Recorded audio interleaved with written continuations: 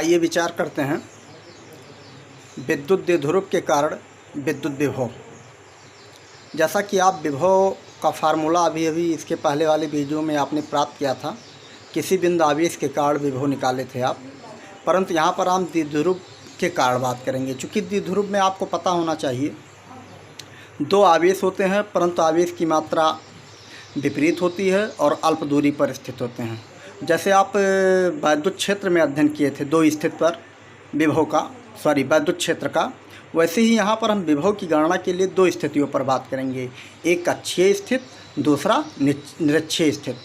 तो आपके प्रश्न में जब पूछा जाएगा वहाँ पर तो यहाँ देखना पड़ेगा कि आपका द्विध्रुव के कारण विद्युत विभव का जो गणना करने के लिए कहा गया है अक्षीय या निरक्षीय। अगर अक्षीय होगा तो अक्षीय पर बात करेंगे, अगर निरक्षीय होगा तो निरक्षीय। जब दोनों पूछा जाएगा तो दोनों का आपको क्या करना पड़ेगा, निगमन करना होगा। परंतु यहाँ पर सबसे पहले हम बात करते हैं अक्षीय स्थिति पर। आइए अक्षीय स्थिति पर हम सभी लोग बात करें। तो आइए सबसे पहले हम क्या करते हैं, अक्षीय स्थिति पर द्विध्रुव की स्थिति को दर्शाते हैं। द्विध्रुव शब्द से ही पता है जिसमें कितने ध्रुव होंगे, दो ध्रुव होंगे, और दोनों ध्रुव आपको पता होना चाहिए जिसमें आवेश की मात्रा क्या होती है, समान होती है। अल्प मात्रा में आवेश होते हैं और ये मात्रा क्या होती है, समान होती है, परंतु ये जो है कितनी दूरी पर स्थित होते हैं, अल्प दूरी पर स्थित होते हैं। ये जैसे आपके सामने हम एक सिस्टम बनाकर दर्शा रहे हैं, आपका माइनस क्यू आवेश, आपका प्लस क्यू आवेश, ये दोनों आवेश कैसे हैं, समान है, परंतु प्रकृति कैसी है, विपरीत है। ये कितनी दूरी पर स्थित है, बहुत अल्प दूरी पर स्थित है। कितनी दूरी पर स्थित है, बहुत अल्प दूरी पर स्थित है। अगर इसको बीच की दूरी को जो डिफाइन किया गया है द्विध्रुव में, आपको पता होना चाहिए सेंटर से जो दूरी ली जाती है, एक यल इधर एक यल इधर, इसका मतलब इसके बीच की दूरी का नाम दिया जाता है 2l। ये आपको पहले ही हम विद्युत क्षेत्र का अध्ययन कूलॉम्स लॉ में जब हमने कराया था, कूलॉम्स लॉ में आपको इस पर हम विधिवत अध्ययन करवा चुके हैं। इसको हम मान लेते हैं सेंटर ओ। ठीक, अक्षीय का मतलब होता है दोनों आवेशों को मिलाने वाली रेखा, दोनों आवेशों को मिलाने वाली रेखा।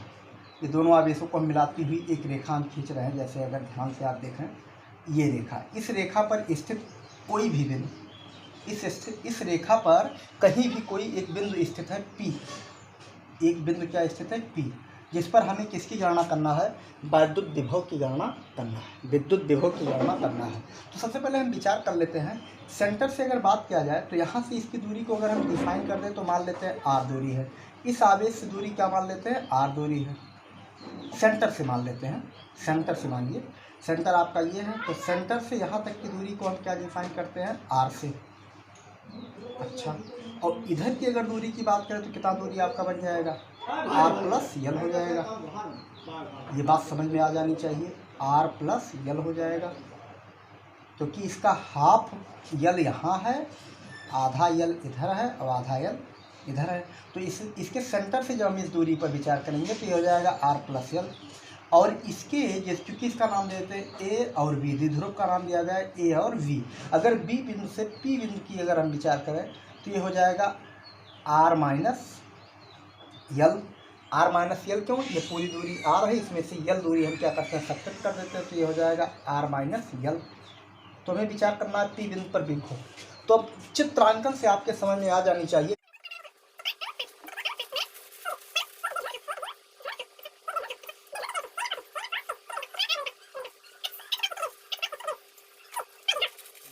एक द्विध्रुव AB का सेंटर हमने माना है ओ से r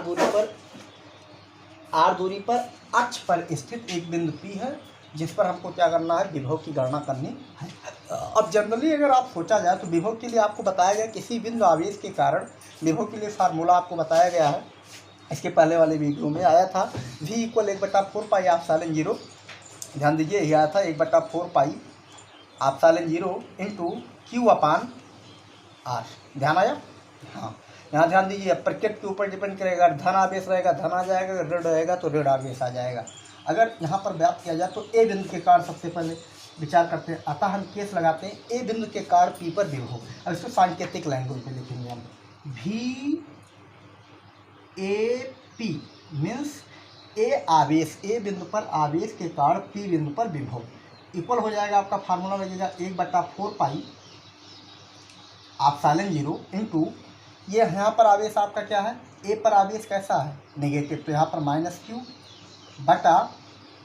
बटा ए से पी तक की दूरी ए पी होना चाहिए। ए पी की दूरी कितनी है, ए से पी तक की दूरी कितनी है, आर प्लस यल। इसका मतलब एक आवेश के कारण हम विभव की गणना करने में सफल हो गया। इसी प्रकार अगर हम बात करें तो आपका बी बिंदु के कारण विभव क्या होगा, भी, इसका नाम देते हैं B P, means B points पर चार्ज के कारण पी बिंदु पर विभव के लिए अगर फार्मूला अगर आप बनाना चाहें तो सिमिलर प्रोसेस इसी का इस्तेमाल कर रहे हैं।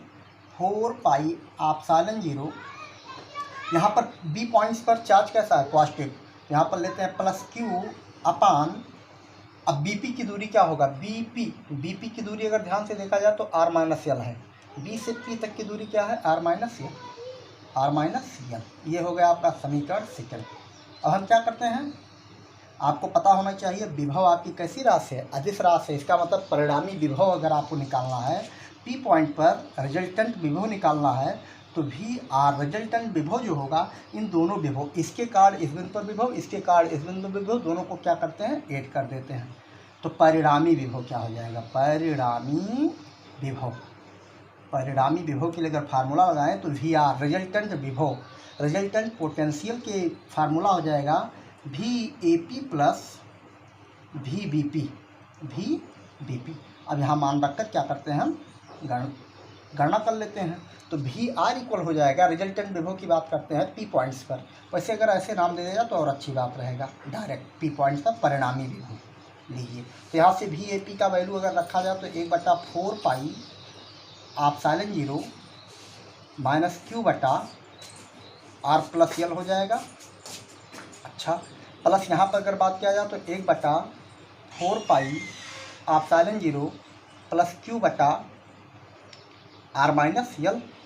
पूरे में कॉमन अगर ध्यान से देखा जाए तो क्या है, टर्म अगर देखा जाए तो यहाँ से हम लिख सकते हैं वी पी इक्वल 1/q बटा 4 पाई एप्सिलॉन 0 आपका कॉमन हो जाएगा, और यहाँ पर बचेगा आपका माइनस 1/r प्लस यल, और यहाँ बचेगा आपका 1/r माइनस यल।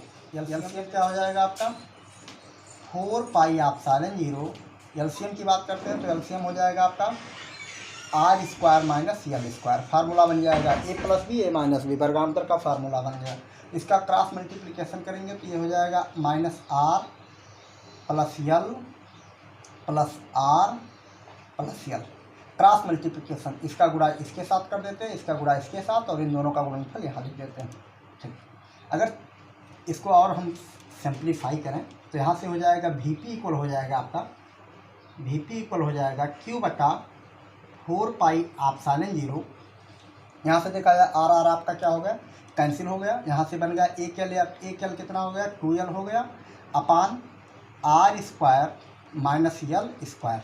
यहाँ पर थोड़ा सा विज्ञान क्या थाक लगाया जाएगा, उस थाक के अनुसार अगर ध्यान दिया जाए तो इसमें आपको समझ में आ जानी चाहिए कि यल का मान जो है आर की तुलना में बहुत कम है।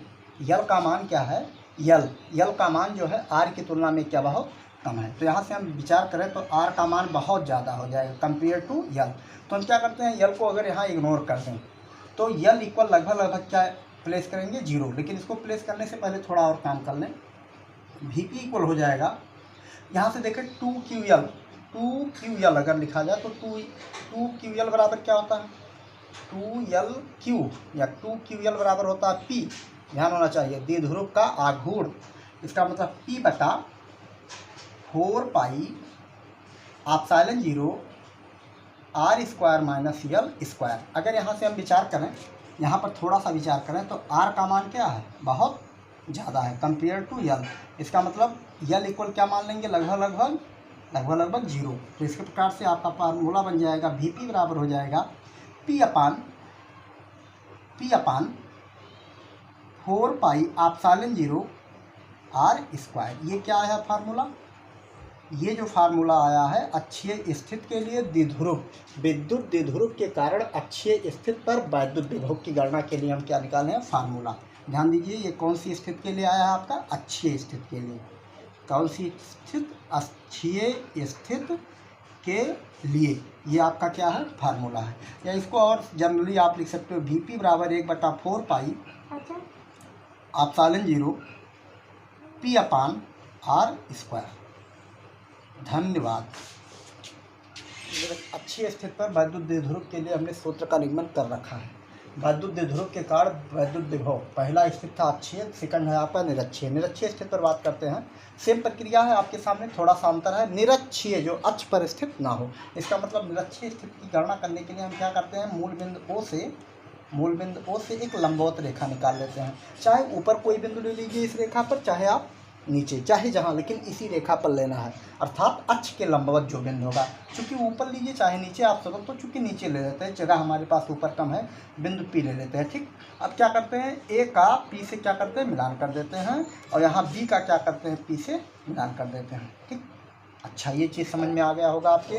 और ये दूरी को हम जो नाम देते हैं, यहाँ से दूरी को L, तो ये आपका डिफाइन ही है, इसमें संदेह नहीं है आपका इसके बीच की दूरी। लेकिन सेंटर O से यहाँ तक की जो दूरी हम डिफाइन करते हैं, किससे डिफाइन करते हैं, R से। किससे डिफाइन करते हैं, R से। ये दूरी को, इस दूरी को अगर R से हम डिफाइन करें तो आपको पता होना चाहिए ये आपका लंबवत लाइन मिल रहा है।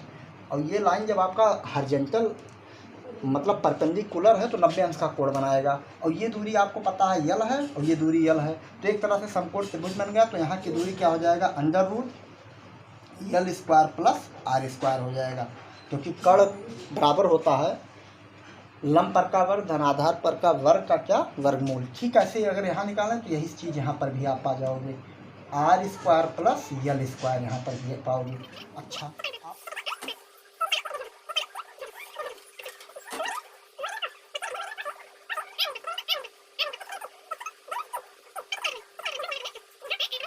पहले एक्सप्रेस कर देते हैं। और द्विध्रुव में आपको पता होना चाहिए, दो ध्रुव होते हैं, आवेश की मात्रा समान, परंतु प्रकृति क्या होती है, विपरीत। एक पर माइनस चार्ज तो एक पर पॉजिटिव चार्ज। तो P बिंदु पर गणना करना है। बिंदु आवेश के कारण जो आपका फार्मूला बताएगा, उसी फार्मूले को हम क्या करते हैं, प्लेस करेंगे यहाँ पर। इसका नाम O है, O से R दूरी पर, ये दूरी R है आपका, ये दूरी R है। तो सबसे पहले निकालते हैं AP। अतः ए बिंदु पर आवेश जो स्थित है, उस आवेश के कारण P बिंदु पर विभव निकाल लीजिए। तो आप वही फार्मूला AP, ये निरक्ष की स्थिति पर बात कर रहे हैं, अक्ष वाली स्थिति ये है, निरक्ष वाली की बात करते हैं। ए बिंदु आवेश के कारण P बिंदु पर विभव का फार्मूला हो जाएगा 1/4 पाई एप्सिलॉन 0, यहाँ -q है, -q बटा R। R का मान यहाँ से यहाँ तक की दूरी क्या है, AP है। AP बराबर क्या दिया गया, √L² प्लस R²। अच्छा, ये बन गया आपका बिंदु A के कारण विभव ने निकाला, इक्वेशन बन गया फर्स्ट। अब बिंदु B के कारण बात करते हैं 10। इसी प्रकार अगर हम बात करें बिंदु B के कारण, तो इसको लिख सकते हैं VBP इक्वल हो जाएगा 1/4 पाई एप्सिलॉन 0।